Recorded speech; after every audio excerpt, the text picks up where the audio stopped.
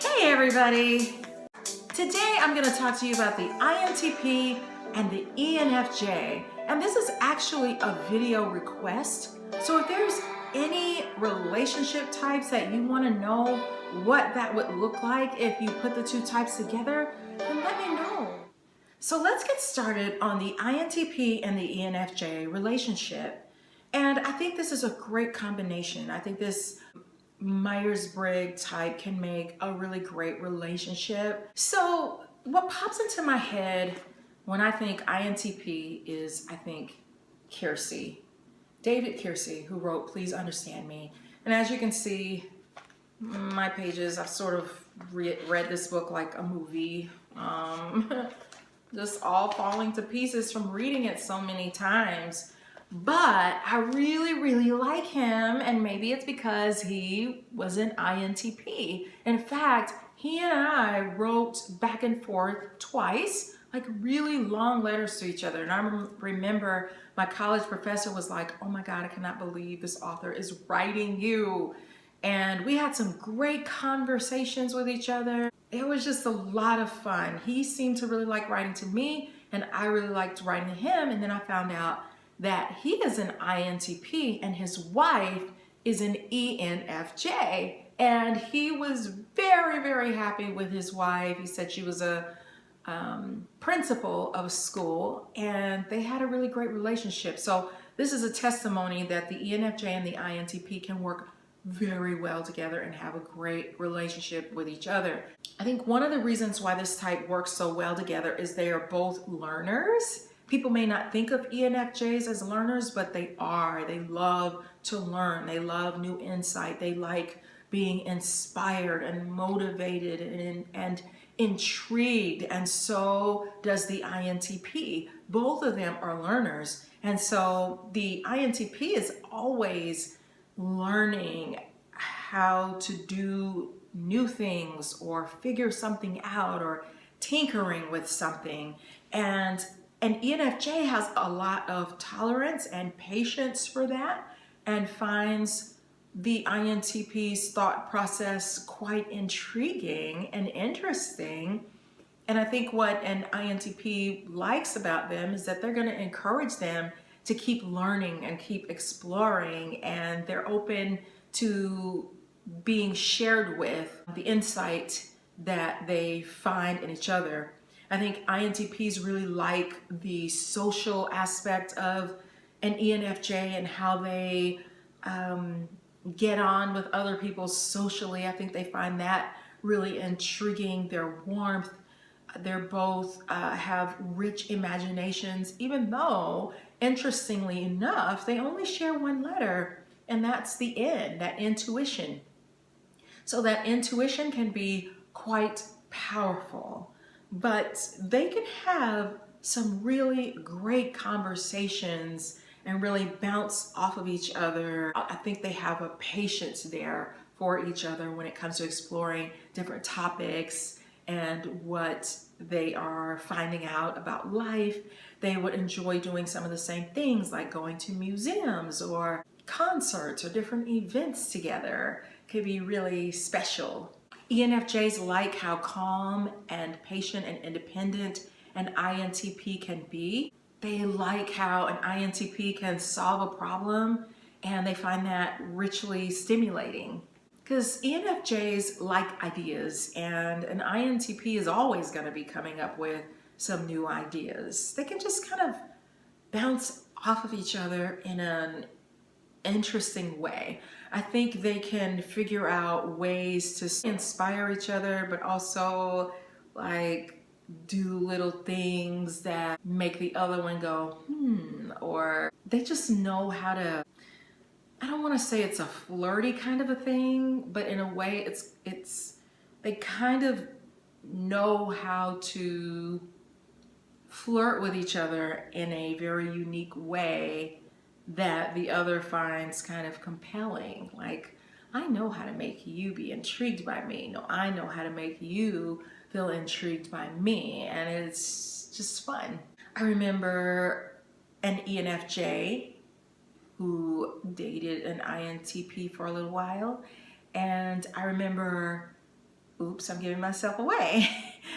I remember him saying that he has all these thousands of unending circles going around in his head all the time, and that it can be kind of exhausting sometimes. And in ENFJ, we can kind of go in circles in our daily life when it comes to completing things. We also have ideas. And ENFJ wants to come up with that great idea, and when we do, we're like, oh my gosh, this is so amazing. Whereas in INTP, they're gonna come up with ideas all the time. And so that can be a point of huge interest for them. ENFJs tend to have an enthusiasm for life that an INTP gravitates towards. And an ENFJ can share with an INTP how to make people tick, or what makes people tick. An INTP is going to be very independent, and they can help an ENFJ to not worry so much about what other people think. And sometimes ENFJs like to jump in really quickly, like solve a problem, finish it, whereas an INTP is they're gonna stretch it out. They're gonna do whatever they have to do to figure that thing out, even if it takes a year.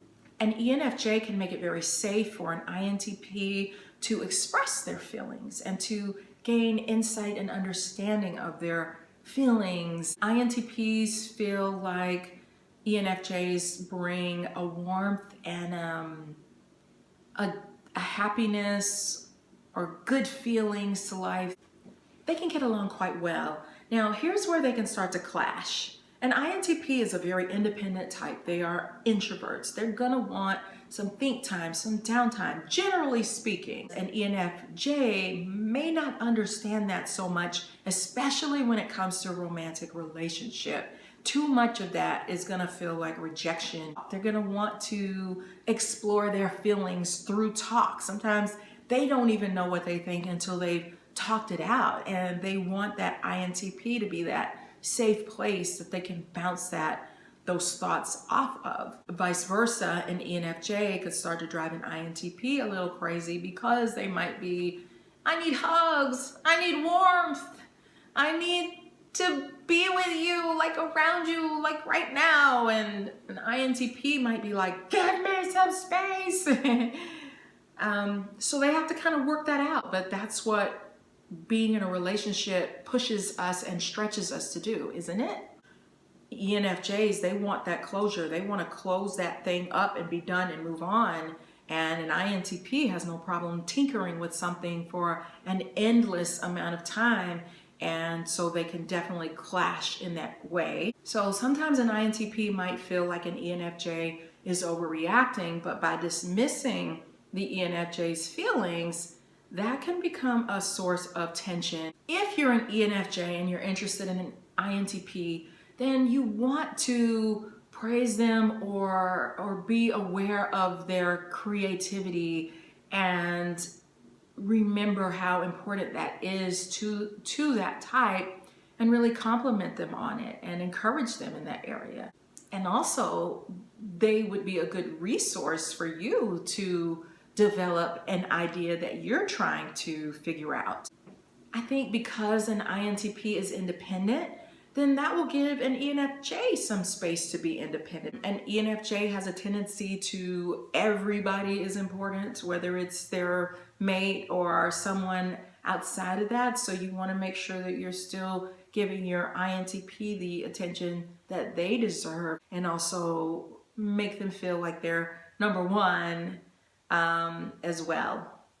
So how can an INTP make their ENFJ happy? You want to show them that you are an active listener. Let them know that you really are paying attention to some of the things that they're telling you, and not just dismiss it. Choose some areas in your life together that you make it a priority to complete, because that's going to make the ENFJ feel very happy and settled and secure, and give them that stability. Because remember, this is a romantic relationship, so there are times when you do need to be gentle, and we all have to be a little softer with each other in relationships, because in a relationship, everybody takes things times 25. I would say an INTP would appreciate you sharing some emotions with them, because you might have a tendency to keep them inside. And an ENFJ is going to always want to know, they're going to be wanting to gauge, okay, where are we at? How are you feeling? Are you okay? An ENFJ is your safe place. So you can do that with them, and you might find that you really enjoy that and that it's free. And you don't have to do it all the time, but every now and then, give them, let them know, this is how I'm feeling about something, this is where I'm at, or I don't want to talk about this right now, but let's talk about it maybe tomorrow when I've had some time to think about it. Just, they like closure. Say you're sorry, apologize. Don't be so, we're all fallible humans. So this is a relationship. This is romance. It's important to connect. So if you do something wrong, just apologize for it and move on. I think this combination can really actually work really well. And I think they can have a really happy, amazing relationship together. So thank you so much for watching, and I'll see you on my next video. Bye.